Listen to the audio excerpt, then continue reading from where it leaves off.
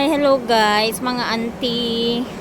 Dito na naman ang iyong auntie, nakagala na naman. Naantay ko yung isa kong auntie na matapos ang duty, alas 4. So, anong oras na ba?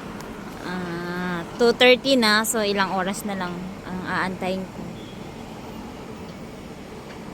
Kasi may pupuntahan kami. Gala-gala lang ba? Kapag may free time. Hi, buhay single ang mga anting. Ipapakita ko yung building kung saan nagtatrabaho si auntie. Ito siya, sa tapat lang ng tinatambayan ko. Dito ako natambay guys, sa may Lucille. Ito, pakita ko. Dito ang tambayan ko minsan pag wala akong ginagawa sa bahay, ganun, pag naboboryo ako, pumupunta ako dito, ganun. Zoom naman. Paano ko ipapakita? Guys, hindi ko alam kung paano i-back yung camera ng cellphone. So, ito yung building kung saan siya nagtatrabaho ang inyong auntie. Ito lang siya. Yan. Kita ba? Itong building na to. Ayan. Itong nakikita nyong malaking building na yan, dyan siya nagtatrabaho. Dyan yung mga mga reporters, ganun, sa mga telebisyon, dyan siya. So, pag pumasok kayo dyan, makikita nyo yung mga nagla-live na newscaster, mga vlogger, nandyan sila, ganun. Dahil hindi ko naman ganun kilala yung mga tao dyan, yung mga newscaster dyan, yung mga vloggers dito sa Qatar, gaano. Hindi sila familiar sa akin, kaya wala lang, normal na tao lang sila sa paningin ko, charot. Ganun lang yun. Mamaya, susunduin ko na siya. Pupunta ako dun, tatawid lang ako ng kalsada. Then pupunta na ako dun. Makikikape lang ako. Kasi masarap yung kape niya eh. Kape, tapos mga pasta.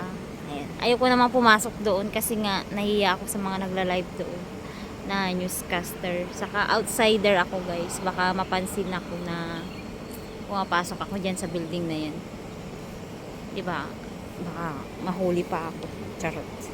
Pero dyan hindi ka naman anuhin unless kung may magsusundo sa yung tao. Ayoko lang kasi sobrang busy si auntie kasi may bago silang item na ine-endorse ngayon. Siguro patok yung item niya. Kaya sabi niya sa akin, antay-antay lang muna dito saglit.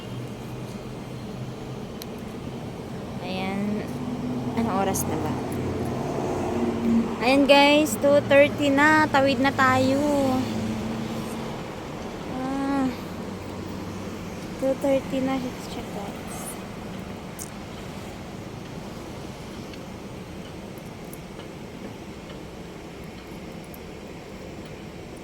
Bababa na siya. Alas 4 uwi na rin siya.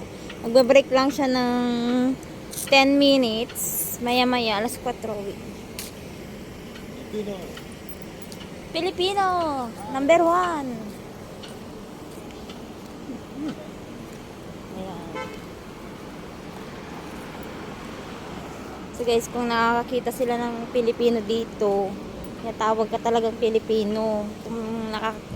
Kung kabayan mo naman ang nakita mo dito, nakasalubong mo, syempre, kabayan. Talo kabayan, ganun lang. Tatawid tayo guys. Mahirap tumawid minsan dito kasi nga mga sasakyan mabibilis sila patak.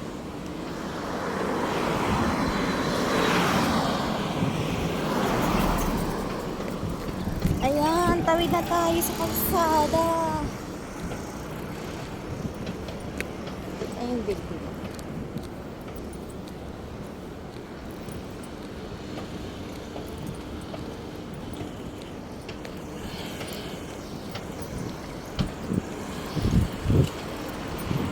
So guys, andito na tayo sa building ni auntie natin. Oh, ito yung building niya. Yung may TV na yan. At for the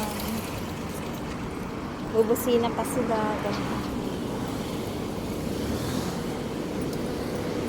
Ang pangit lang kasi dito, ang daming traffic delivery. My God. Yung gusto mo umupo, pero hindi ka makaupo. Kasi nga, tinatambayan nila. Dito siya guys, sa building na yan. Parang 6th floor siya ata. Or 7th floor yung ano ni auntie. Maya tatawagin ko na siya. Or punta tayo dun sa baba. Tayin natin siya dun. Tambay lang tayo dito.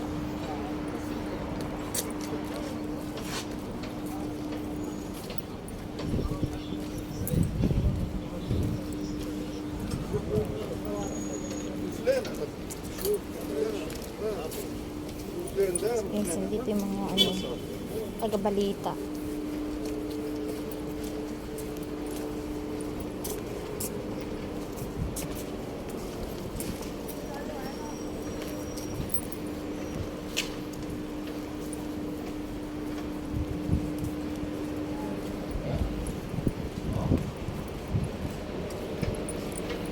Yan ako tumatambay guys, sa building na yun, sa baba niyo.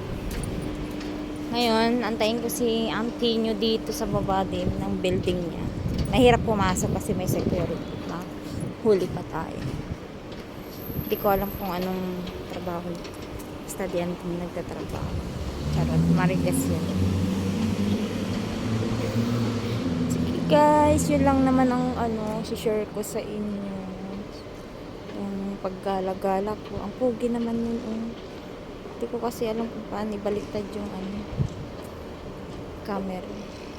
Pugi niyan, tignan nyo guys yung lalaki dyan. Pugi niya. At ganyan yung mga majowa. Charot. Ayan, yung lalaki na yun. Yan sana yung majowa. Yung puti na yun.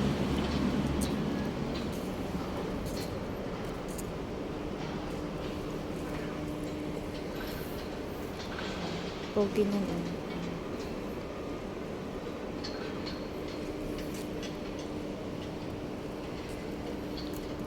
So guys, alisan na sila. Tapos na yung mga break ng mga newscaster na iba.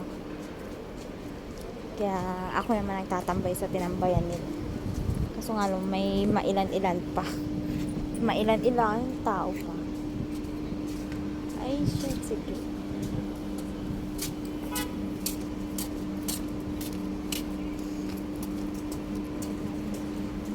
Tagal ni auntie. Kakaantay mo sa kanya napa-vlog ka. Kakaantay mo sa kanya. Diba? Ay siya, sige guys, sawagan ko lang siya para bumaba na. Sabihin ko lang na andito na ako sa building niya. Para naman makapagkape na ako. Kasi antok ako guys. Galing pa akong galing ako sa mga ibang company. Libot-libot ako ngayon sa mga iba't ibang company. Charot. Bye bye. Yan guys, pababa na daw siya sa elevator. Kaso nga lang, wala daw kapeng dinala, tubig lang daw at pasta. Sabi ko, kape ang nirequest ko. Kaso nga lang, tubig ang dinala guys. Diba? Naantay ko siya. Tagal-tagal talaga. Ayan na si auntie nyo. May bit-bit.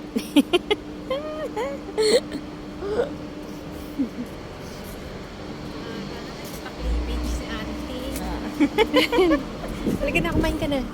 Saan tayo kakain? Diyan ka kumain, no? Sabi ko magkape. Punta ko na, Sabi ko busog ako magkape na. lang ako, pero pinapakain ng mo. pagkain doon. Bakit? Pagod yan? Stress yan? Seafood, alam mo yung buti na lang, machis yung mga pagkain na namin ngayon. Kung hindi wala may nakatambay nga dyan. Hindi, wala akong alam sa... Wala akong alam sa... Saan? Pagkain. Wala akong alam sa lasa. Ha? Kundi wala akong alam sa lasa. Bakit? Kain kami dito. Ayan. Pagkain namin pasta. Na may tubig. Kinain ko din yan, masarap yan. Nagustuhan ko Sarap. siya sa isa sa menu sa bagong menu namin. Oh, mag-hi ka muna. Tsaka yung isang seafood. Hi, Bob. Ayan. Vlog na tayo. Na-boring ako, nag-video ako, guys. Sige na, kumain ka na, guys. Beer na ako, sinasilent niya yung cellphone ko. Uy, kanina pa kita Oo tinatawagan nga, talaga. nakita ko lang nung ano, sabi ko, bakit silent yung cellphone ko? Si silent ang Sobrang busy niya. Para siguro hindi ma-disturb yung ginagawa ko. Kasi alam niya pagka ano, sisingit ko yung kitchen. Oo. Ay, auntie, may ichichika pala ako. Sige, bye-bye guys. Mga auntie, bye-bye na. See you soon. Kung kailan sisipagin ulit mag-video.